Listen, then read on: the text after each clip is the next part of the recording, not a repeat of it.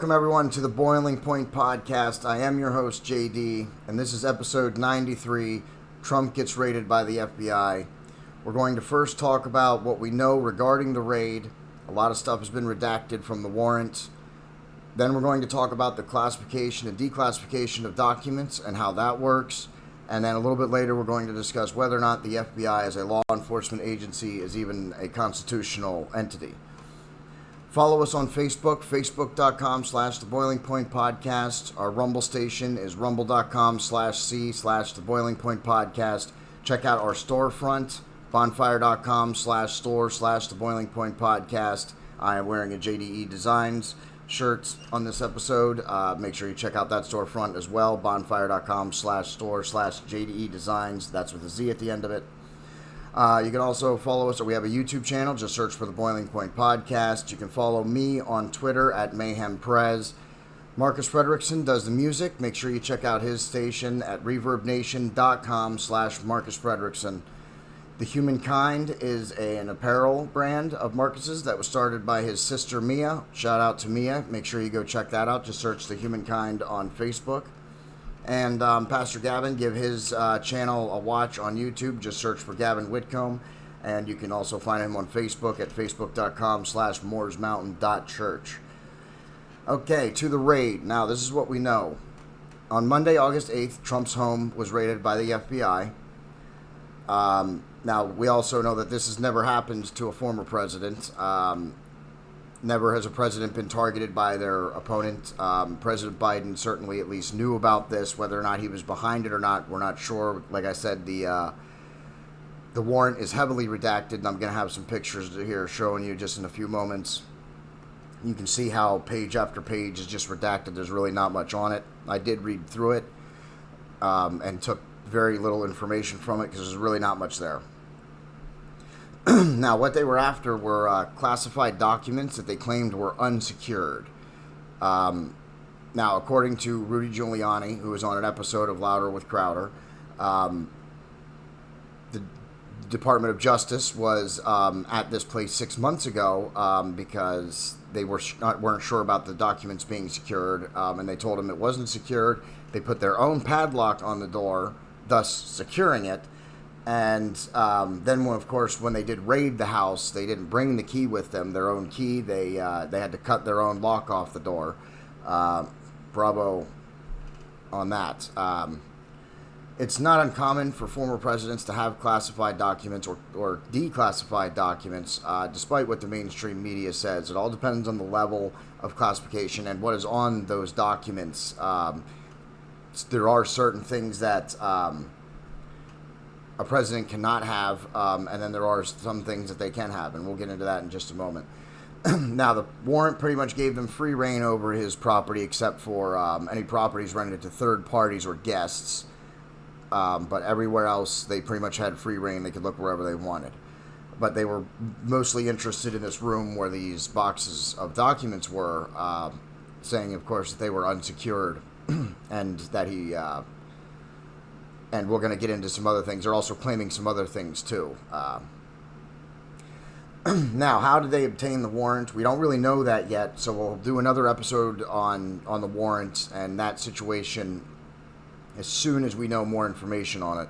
But there wasn't much available in the warrant that was released, the copy of the warrant that was released. A lot of it was heavily redacted, and here I'm going to put some pictures up for you.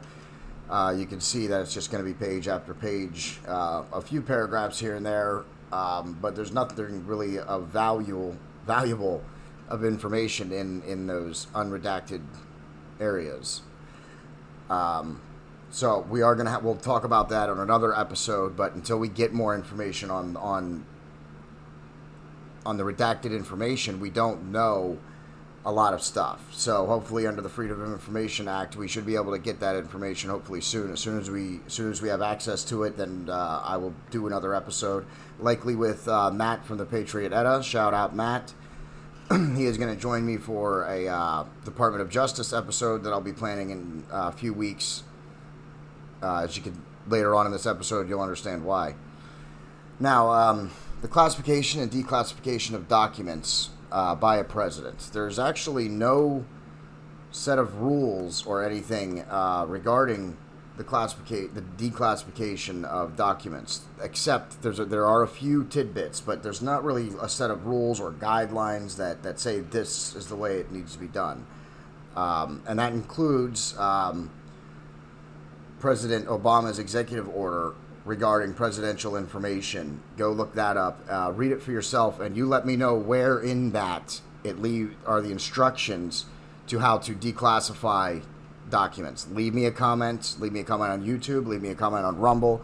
Leave me a comment on Facebook. But you tell me where in Obama's executive order are the instructions on how to declassify a document. Don't always believe the headline hype, okay? It's definitely not a how-to manual on how things should be handled in the declassification of documents. Now, there are some things that a president can't declassify no matter what. Those are nuclear secrets, defense secrets, which we'll talk about in a few minutes, and then spy information. Those things cannot be just declassified by a president. He does not just have that authority. Now, in the warrant, there's a couple of codes, U.S. codes here that they mentioned, and we're going to talk about them. 18 U.S. Code 793. This was mentioned in the warrant. Gathering, transmitting, or losing defense information. The short version of this, the law says that giving defense information away to another government or someone who shouldn't have it is illegal. Big surprise. But of course, there's no evidence we've seen at this point that he gave anything away. 18 U.S. Code 2071, also mentioned in the warrant, saying you cannot destroy classified documents. 18 U.S. Code 1519, if any documents were changed, destroyed, or falsified in an attempt to impede the investigation. We don't know if any of that's true or not. We don't, again, because we don't have access to the warrant, so we don't know if any of these things actually happened. It's unlikely that the first two happened. Is there a chance that possibly the third one, did he attempt to destroy, falsify, or impede the investigation? I don't think so, but we don't know because we don't have all the access to the warrant yet, and we don't know what information they got from the boxes that they grabbed. Now, a president can't just say, I declassify this document, and it's declassified. He can't just do that. But there's not a whole process. He doesn't have to go through Congress. He doesn't have to do anything. Really, the only thing he has to do is, if he wants to declassify something, at the very least, he has to let someone on his staff know, and then they need to change the classification markings on the document and then stamp declassified on it. That's how you declassify something. It's all about the markings on the paper. Now, I am not a constitutional lawyer. I am not a constitutional scholar. I spent 2 weeks preparing this episode and reading through information, and Matt from the Patriot Edda, who did study the Constitution when he was in college, read over all of my notes and all of my information, and he said that I'm on with my information, and we'll talk about that when he comes on for another episode. But so the disclaimer there, I am not a constitutional scholar or a constitutional lawyer, but I've done extensive research in this, at least over the last 2 weeks, and I've run it by somebody who has studied the Constitution, and he says it's right on. So you cannot, that's all it is. It's the markings on the side. That's how you change the classification of something or declassify something. There are many, many layers of classification, and we'll probably include that in the DOJ episode. So at the very least, his staff would have to change the markings, and then likely, but not necessary, he would have to let someone know, especially if it was a copy. If it was a copy, he would need the original. The markings on the original document is what would have to be changed. So he would need the original document and then change the markings to declassify it. That's at the very least. That's what he would have to do. Okay, now we're going to talk about whether or not the FBI is unconstitutional or not. Now, we're going to cover the Department of Justice in another episode with Matt from the Patriot Edda. He's going to be joining me for that, but we're going to talk. They're going to be included a little bit in this because the FBI is a branch underneath the DOJ, okay, along with the ATF, the CIA. They're all branches underneath the Department of Justice. or within the Department of Justice. Now, the FBI was originally created in 1908 when Attorney General Charles Bonaparte ordered a group of investigators to report to Chief Investigator Stanley Finch. A year later, it becomes the Bureau of Investigation, and it was initially created as the investigation arm of the Department of Justice. And as I said, the Department of Justice we'll cover in another episode. You don't want to miss that one. Now, prior to 1908, the Department of Justice would use Secret Service men and independent investigators when investigating violations to federal law or counterfeiting. But they were unable to keep up with the growing nation, or that's what some of the stories would at least, that's what one of the reasons that they gave to why they needed their own army of investigators. Now, President Theodore Roosevelt gave permission to his Attorney General, Charles Bonaparte, to bypass Congress and put together his own investigators. Now, of course, at the head of the Department of Justice is the Attorney General. So the Attorney General oversees the Department of Justice and all of the organizations within the Department of Justice. Now, after their creation in 1908,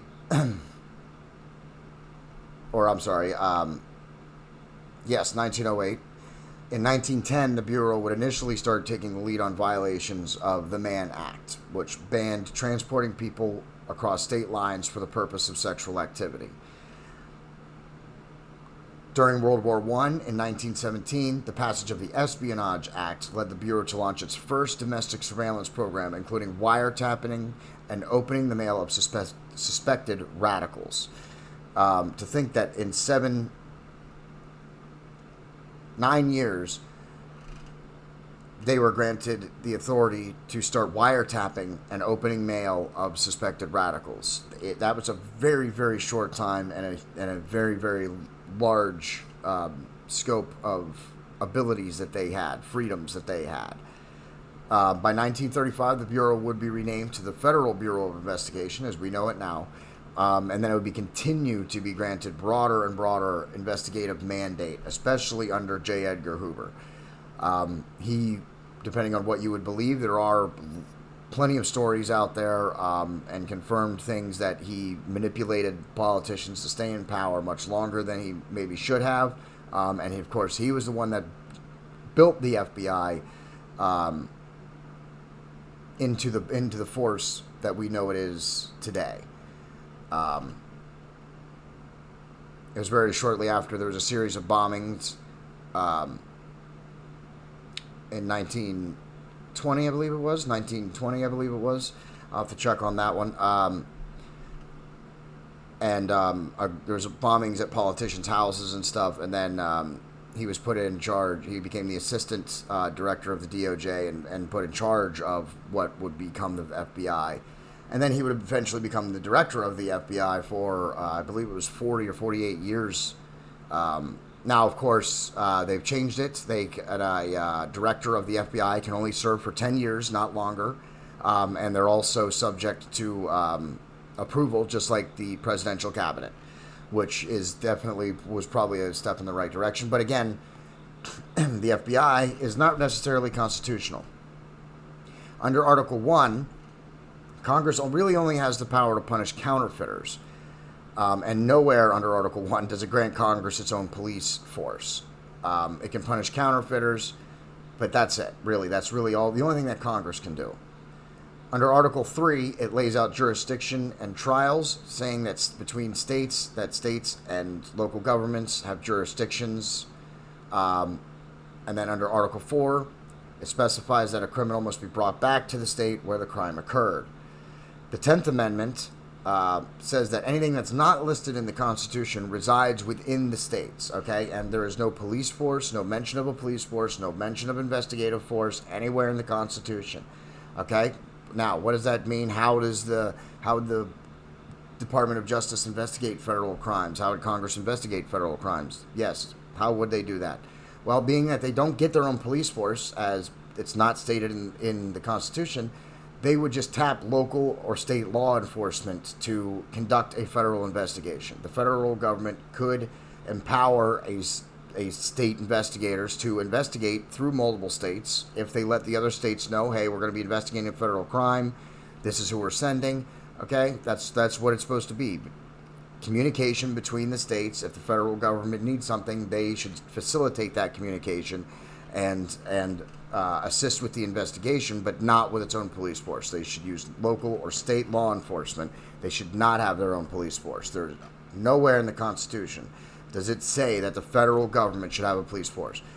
In fact, if you read through the whole Constitution, all of it, many, many times it implies that the federal government should not have a police force, for the reasons that the FBI, has abused their power for. Go back and research the FBI. Well, we're going to include more in the FBI during the Department of Justice episode, so I don't want to get too much into that. But there is a history of the FBI doing unconstitutional things. Even during the civil rights, they would work against Martin Luther King Jr. They did not help to protect them or work for civil rights. They, in fact, fought against civil rights, the FBI. So they are not, they shouldn't even exist, is what I'm saying. Leave us a comment if you would like to. Let me know your thoughts on it, or if you think I got any of this wrong. I am not a constitutional lawyer. I am not a constitutional scholar. I did my own research. I'm a smart person. I can read things. I can understand things. I also had Matt from the Patriot Edda, shout out, to look over all of my information. I vetted all of it through him. He has studied the Constitution. He knows it very well. We've had him on the Boiling Point podcast before to talk about constitutional items, and he knows it very well. He looked at all my information that I've just said to you. He said it was spot on. He was looking forward to the episode, and I hope many of you will share it out. Please share out the episode if you enjoyed this. We do have the Department of Justice episode coming up with Matt from the Patriot Edda. Matt James is going to be coming back to talk about Hollywood and why people give celebrities such hero worship. And, of course, we will be having Pastor Gavin on at some point to do an episode where I question him as a skeptic would on our Christian faith. Please follow us on Facebook, subscribe on YouTube and Rumble, buy some apparel. Links to everything are going to be included in the description of this video. So if you want to vet anything that I've looked at, it's all in the description of this video. All the links are available there. Check them out. Also links to our storefront and some of our friends. So check them out as well. Share out the episode. I am your host, JD. That's the end.